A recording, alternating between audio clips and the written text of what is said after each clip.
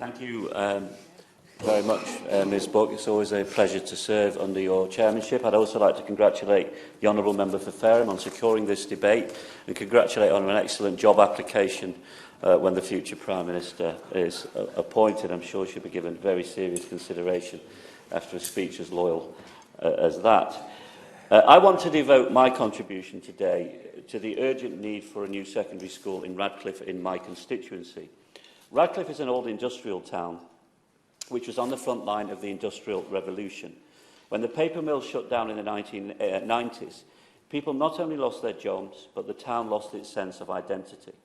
This was made worse by the loss of its secondary school and a sense that it was failing to get a fair deal from the council in Bury or the government in Westminster. If we are truly to give people hope for a bright future, it is essential that Radcliffe families get the school they deserve and were promised. Firstly, I want to deal with the comments made by my honourable friend.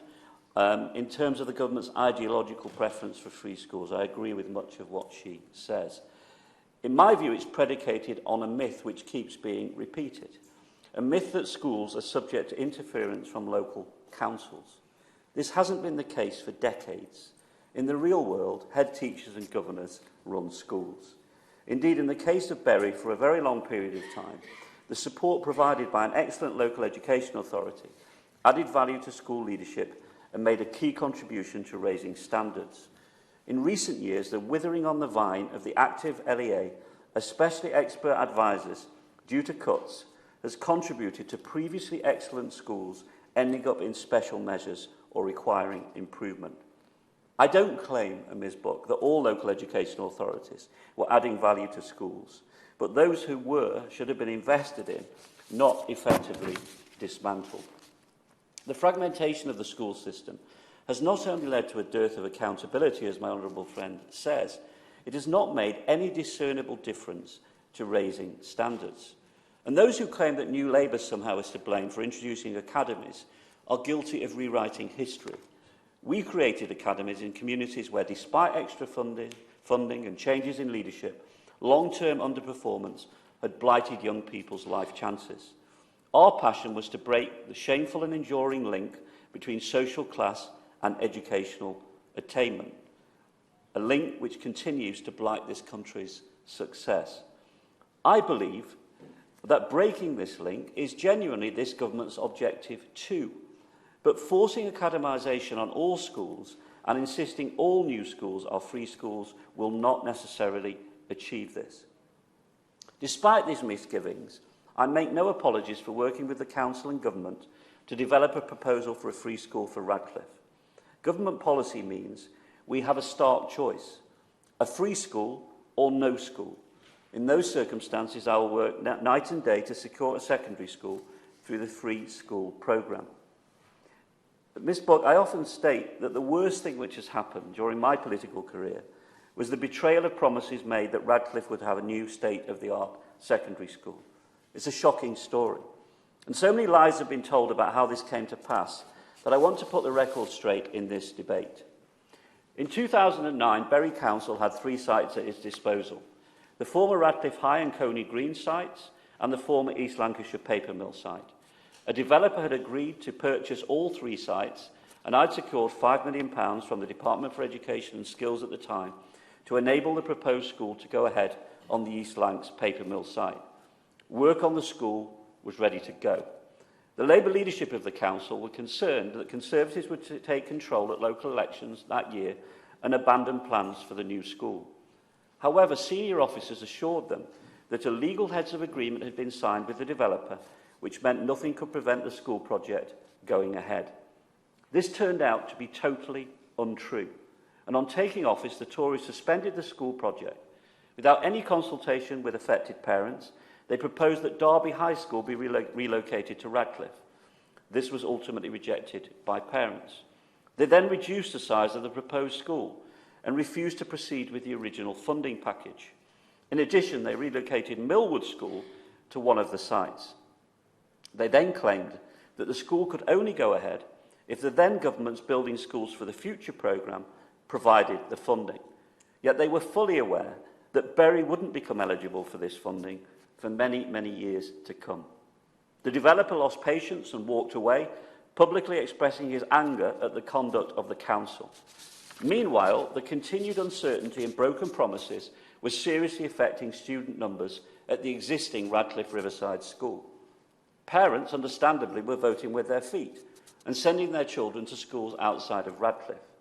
Having blighted the school, the then controlling group had the audacity to claim there wasn't a demand for a school in Radcliffe. In 2010, the incoming Tory Lib Dem government, as we know, scrapped the Building Schools for the Future programme. And in 2014, Radcliffe Riverside closed due to dwindling numbers. The promise of a new secondary school had turned to dust, and worse still, Radcliffe now had no secondary school at all. Why does this history matter, Ms. Butt? Because there is a narrative promoted by some that the council has neglected Radcliffe and doesn't care about its future. Some of the most vocal promoters of this view were members of the controlling group which blighted and then scrapped the school. They ought to hang their heads in shame for their hypocrisy and failure to stand up for Radcliffe when they had the political power to do so. I and the current leader of the council, Councillor Rishi Shorey, have made it clear that a new secondary school must be a top priority, not only for the town, but for the entire borough of Bury. To this end, we had a highly constructive meeting with Education Minister Lord Agnew in April.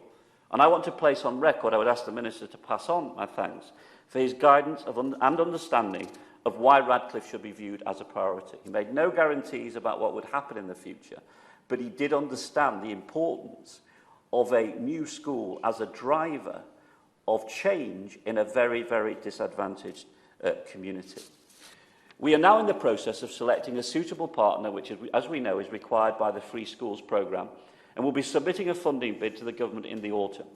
We're confident that we meet all the relevant requirements specified by the government, and crucially, this is the predominant issue in terms of being successful, we can demonstrate that the demands for student place will be there in the future.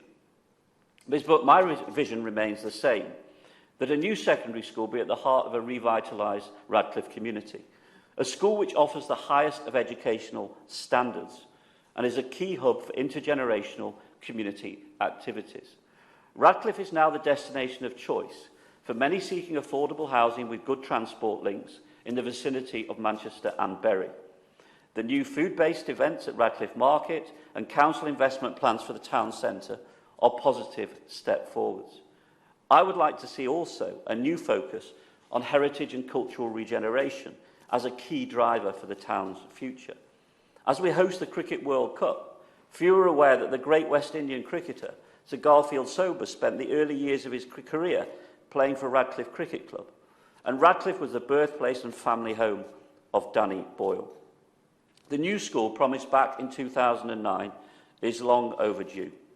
I hope the Minister can assure me today that the Government will continue to work with me and Bury Council to make the Radcliffe School happen and create a renewed sense of hope and optimism in the town. Radcliffe is almost a classic example of those towns that are close to cities who have benefited from the growth of the last 30 years in our country, who feel left behind and feel that they haven't benefited from that economic growth. And delivering this school is absolutely essential to turning around the perception of many in that community that is a community that has been forgotten and left behind. That is why the school is not only important in terms of raising educational standards, but it's the key to the future sense of identity and regeneration of that community. Thank you.